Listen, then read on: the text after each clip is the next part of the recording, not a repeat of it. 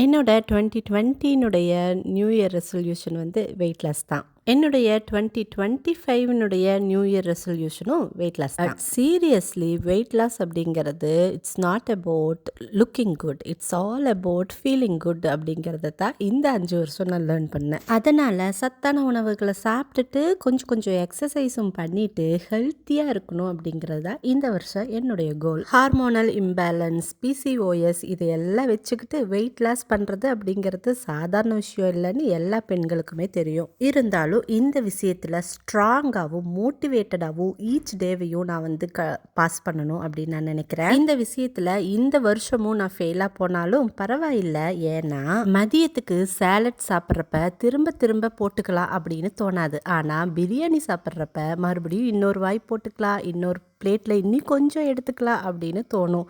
பிரியாணியோ குலாப் ஜாமுனோ நம்ம திரும்ப திரும்ப வாங்கி சாப்பிடுவோம். கடந்த 6 மாதமாக எட்டி கூட பார்க்காத இடத்துக்கு வந்தாச்சு. உங்களை நான் மீண்டும் மற்றொரு வீடியோவில் சந்திக்கிறேன்.